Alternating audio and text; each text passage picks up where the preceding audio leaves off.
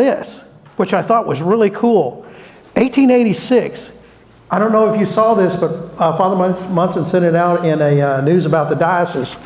It's really cool. If you look on there, some of our churches were in existence back then and are still with us. I mean, we've got Cleveland, Holy Comforter, Comanche, St. Matthew's, Breckenridge.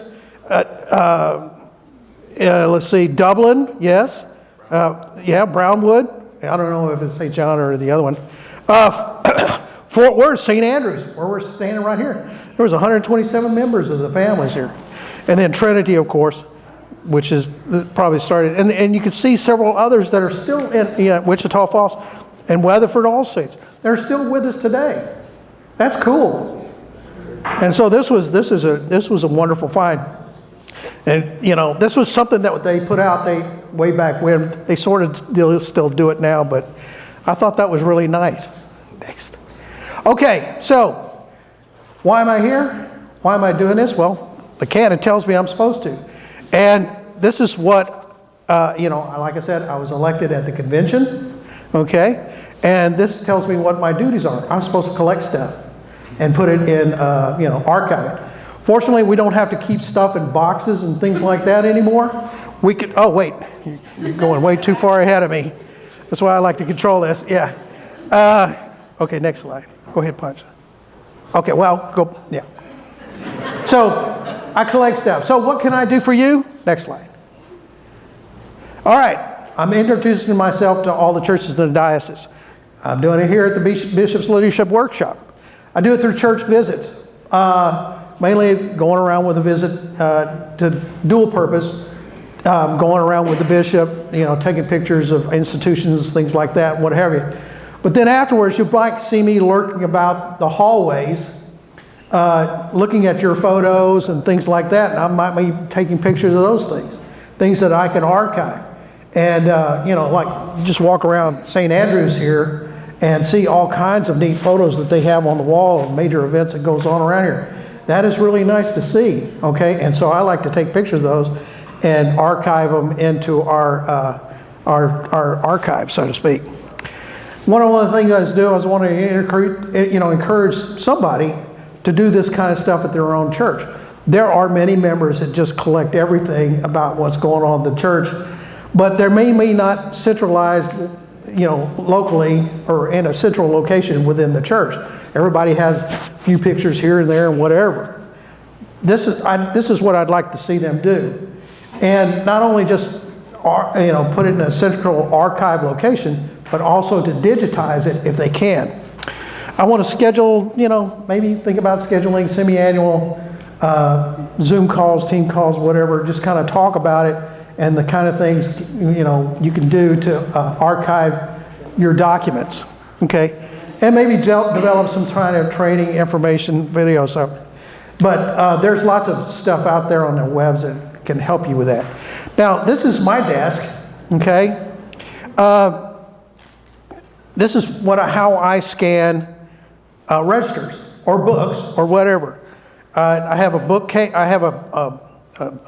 stand there. I got this nice kind of bar light. I brought that earlier, which puts plenty of light, which makes a pretty good scan.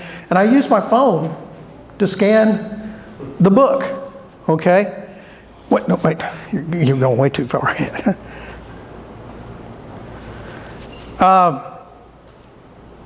Also, I just want to show you that over here on the left is a document scanner, and it also scans photos, and it goes really kind of quick. So this is the equipment I use to digitize, hard copy and analog data.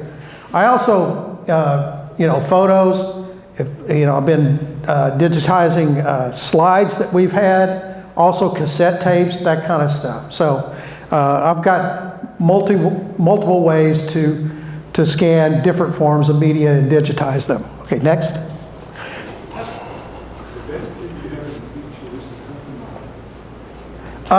Since I have an Apple, there are 3 free applications on my phone that I could use to scan and digitize things, especially documents.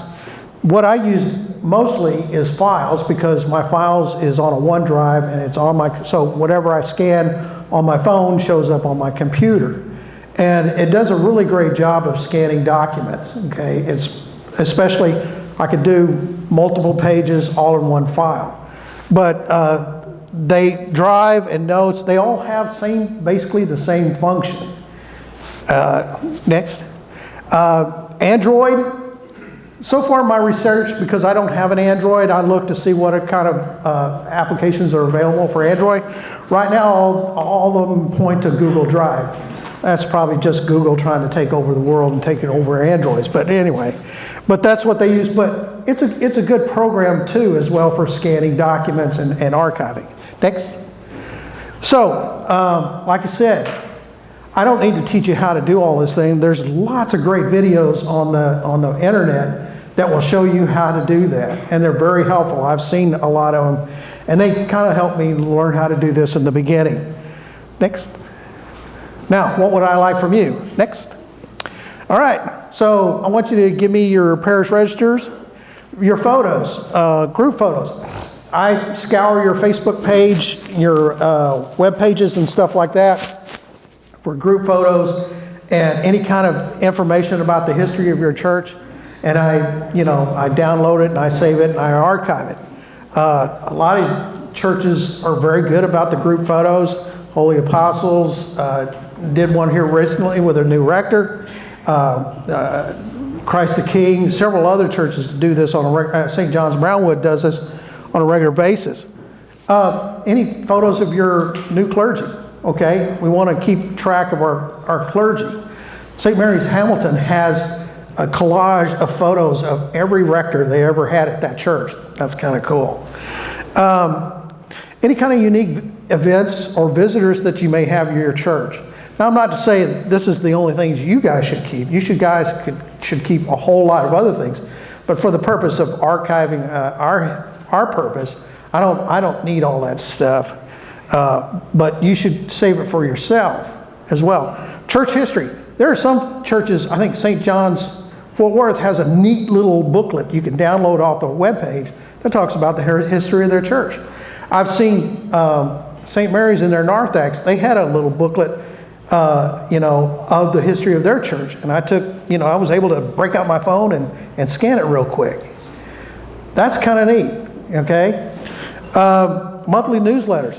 Those are the kind of things that, tells you basically what's going on, what's going to be going on. Those are nice. And anything of historical significance at your church, okay? Maybe addition of new building, that sort of thing.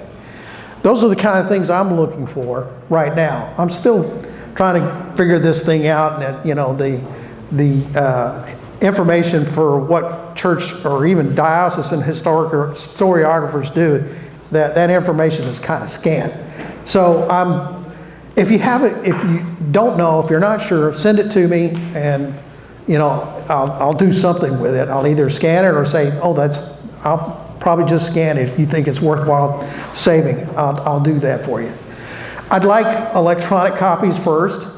If not, if you want to send me hard copies, I'd like copies of the originals, not the originals, okay? Because we've got some documents that out there that are really, really old. They crumble when you handle them. So I don't want those, okay? But they're very significant documents. I just want the scanned or electronic copy. Okay, next. Why should you archive your church records? Well, as we've seen in the news here recently, First Baptist Church downtown Dallas.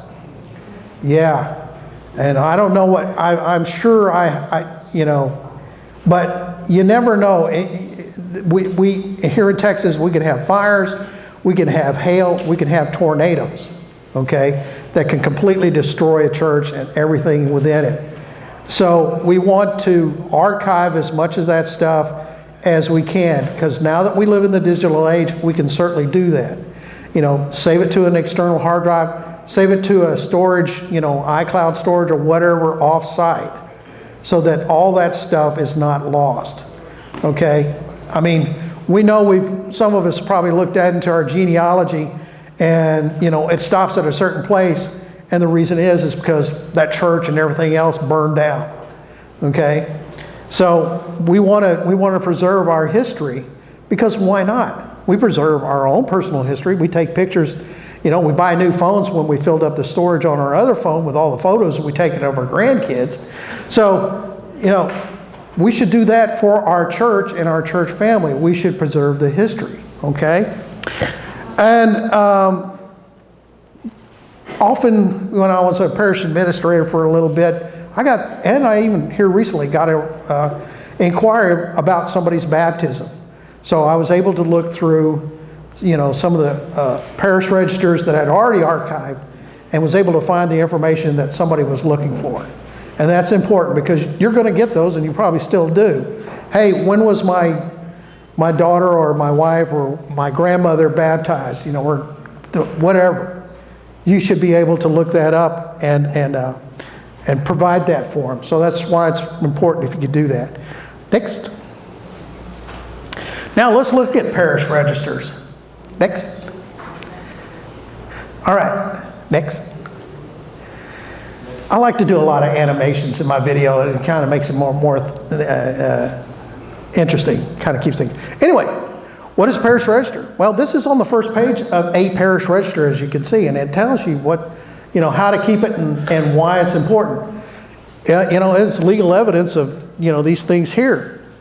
And of course, I think per canon, when the bishop comes to visit, you're supposed to present all these things and show that they are complete. Okay? That we're maintaining our records correct. Next. Next. Okay. All should be recorded in blank ink.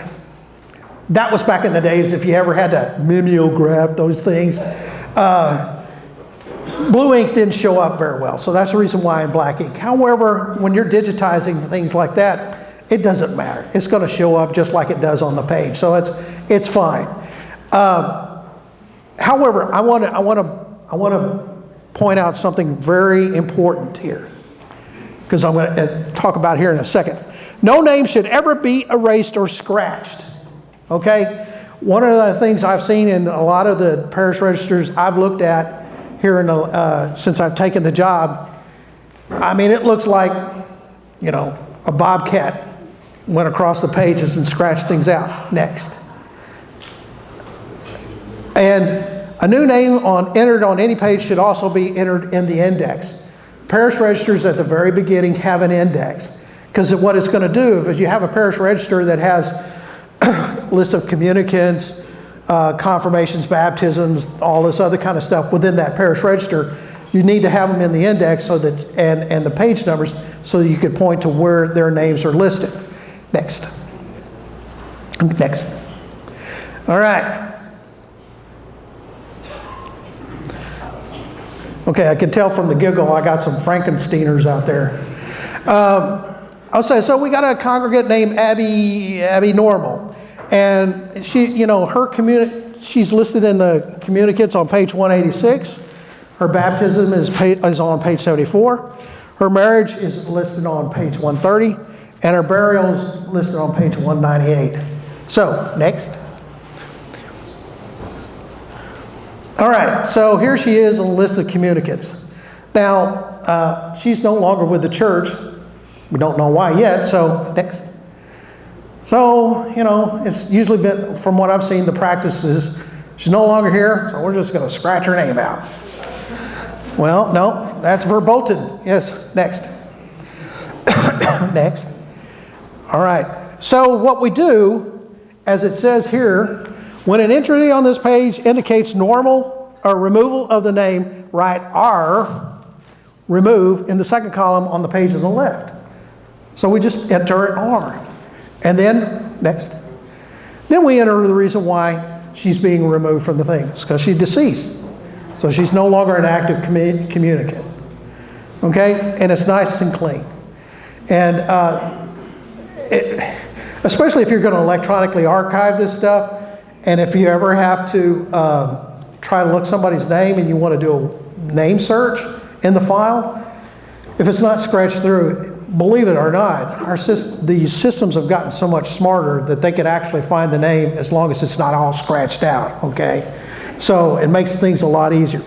And of course, you know, I have a nice quote here from the scriptures. This kind of like tells a story of what we're supposed to be doing, and you know, and why I do it. So that's my presentation. I'm pending any further questions. Please feel free. There's my business card is out there on the table over there. Grab one of my business cards, and if you have any questions about, you know, what I do as far as the historiographer, or even as the photographer, if you want me to come out and shoot a group picture of you so that all of you could be in the photo, I'll be glad to do that. Of course, it allows me to come and visit your church, which I always enjoy doing. All right. Any questions? Yes, sir. Where do we send the pictures electronically to you? You could send them electronically to me. What address do you use? Oh, it's on my business card. So get a business card, and if you want to contact me in any way or send me anything, that's the way to do it. Okay? All right. Any other questions? Thank you. I appreciate your